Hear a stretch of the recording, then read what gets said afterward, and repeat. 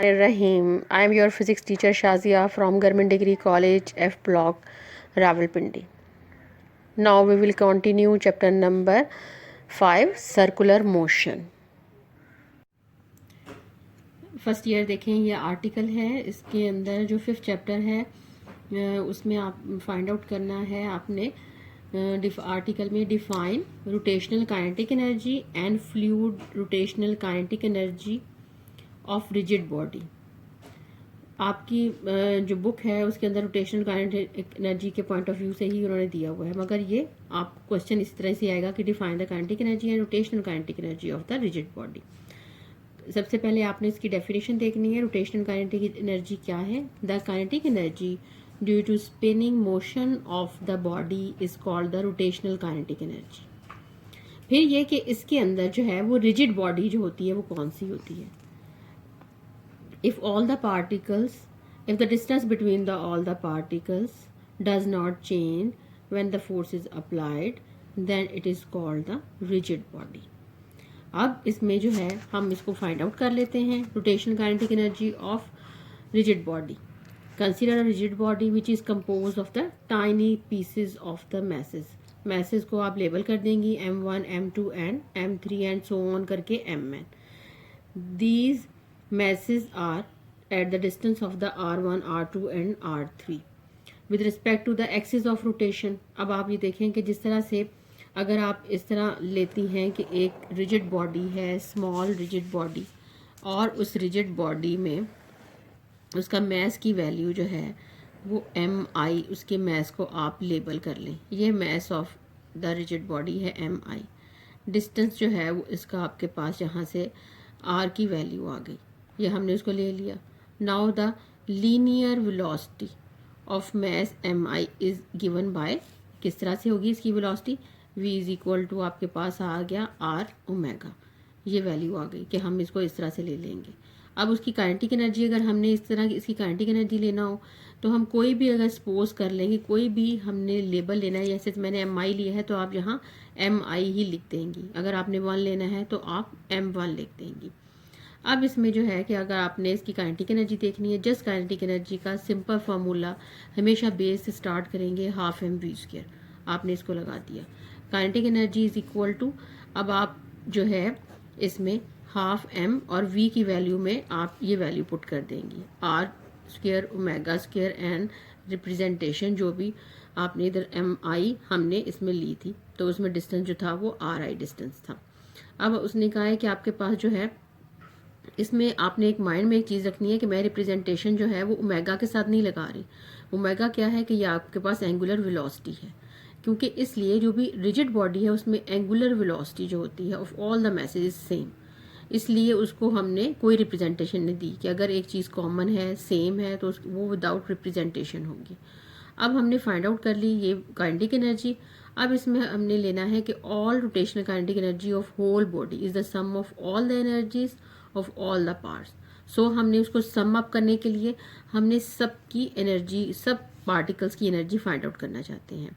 अब वो सब पार्टिकल की एनर्जी हम कैसे फाइंड आउट करेंगे? यही एक्सप्रेशन हम लगा देंगे विद M1 R1 ओमेगा²। ये वैल्यू आ गई plus half M2 R2 and ओमेगा² which is the constant value, ये वैल्यू आ गई। अब इसमें आपके पास वैल्यू आ गई, सो ऑन करके हाफ ले लिया, M ले लिया, N इसकी रिप्रेजेंटेशन, N R² N की वैल्यू एंड ओमेगा², ये इसकी वैल्यू आ गई। काइनेटिक एनर्जी की वैल्यू ले ली।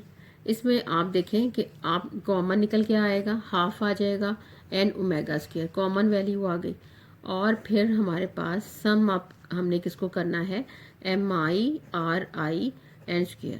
I जो है वो वेरी करेगा 1 to N, ये समेशन साइन है। इसमें आप जैसे जैसी वैल्यूज लगाती जाएंगी, आपने 1 लगा दिया, आपने 1 लगाएंगी, I की वैल्यू 2 लगाएंगी, तो इस तरह से आपके पास ये ऊपर वाला एक्सप्रेशन दोबारा आ जाएगा। यानी ये सम अप करके ये साइन है, और जब सम अप करेंगे ये साइन है। जब हम इसको इस तरह से रिवर्स करते हैं तो आपके पास ये वैल्यू अगेन आ गई। अब आपने काइनेटिक एनर्जी आपके पास आ गई, रोटेशनल काइनेटिक एनर्जी इसको लिख लेते हैं, हाफ हो गया। और फिर जो है ये टोटल हमने इसको लिख दिया और मेंशन भी कर दिया। Then sigma I is equal to 1 to N and mi and ri square which is equal to the I which is the moment of inertia. Moment of inertia जो है वो क्या है, product of the mass and perpendicular distance and square of the perpendicular distance from the axis of rotation. ये आपने इसको I ले लिया, then omega square and I, ये वैल्यू आपके पास आ गई which is the required kinetic energy of the rigid body. ये देखें rotational kinetic energy of the rigid body. अब आप सिंपल काइनेटिक एनर्जी की इक्वेशन लिख लें. ये आपके पास आ गई first year simple kinetic energy की equation half M V square, और ये आपके पास आ गई रोटेशनल काइनेटिक एनर्जी की value half I omega square. It means कि इन दोनों में डिफरेंस आप देख लें कि ये आपके पास इनमें डिफरेंस कि किस तरह से इनमें रिजेंबलेंस है. देखिए हाफ इस साइड पे हाफ इस साइड पे. इट मीन्स कि एम जो है वो रिलेटेड कि एफ की value constant, moment of inertia की value constant, and V square is related to omega square. It mean V को भी हम कह सकते हैं कि which is related to the omega. तो वैल्यू जो है वो सेम है. अगर आप याद करें तो ये मेथड आपको इस तरह से इजीली याद हो जाएगा कि हाफ एम वी स्क्वायर ये है आपके पास ट्रांसलेशन काइनेटिक एनर्जी, और आपके पास वैल्यू जो है वो आपके पास आ रही है हाफ आई ओमेगा स्क्वायर. ये इस तरह से इनकी रिजेंबलेंस है. ये आपने इस तरह से फाइंड आउट करना है. ये अब इसमें टॉपिक का आपके पास एक पार्ट आ गया. अब वो कहते हैं कि आप जो है इसी पार्ट में उसने एक ऐड किया हुआ है कि उसने कहा find the relation of the rotational kinetic energy of disc and the hoop. यानी कि आपने उनकी वैल्यूज जो हैं वो भी फाइंड आउट करनी है with respect to the moment of inertia.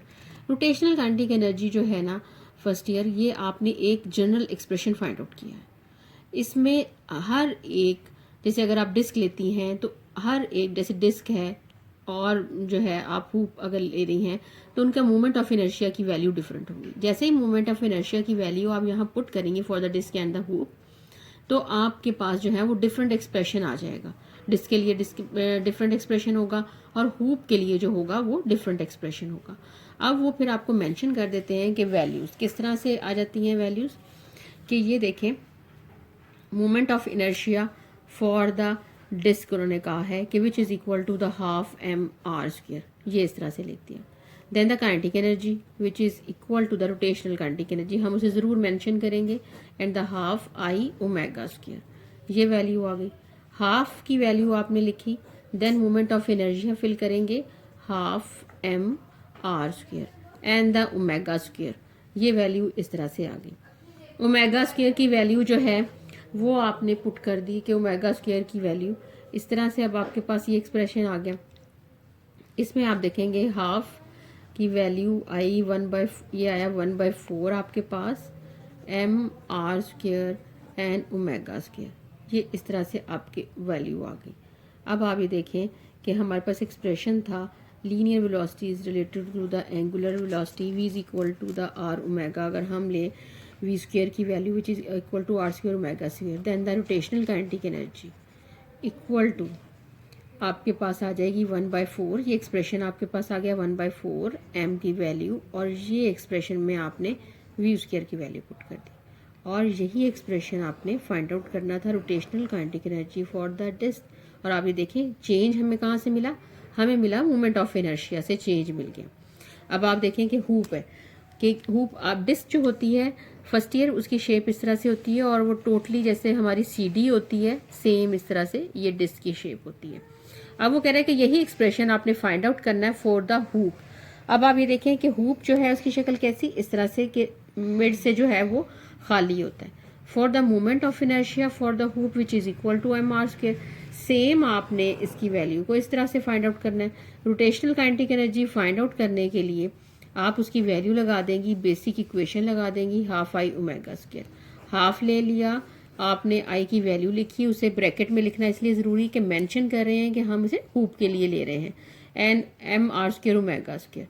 ये वैल्यू आ गई. हाफ ले लिया, एम ले लिया, R square omega square, then half M की वैल्यू आ गई, then V square which is the rotational kinetic energy of the hoop. ये अब आपने एक्सप्रेशन ये फाइंड आउट करना था, और ये आपने याद भी कर लेना for the MCQ. Thank you so much. अल्लाह हाफिज़.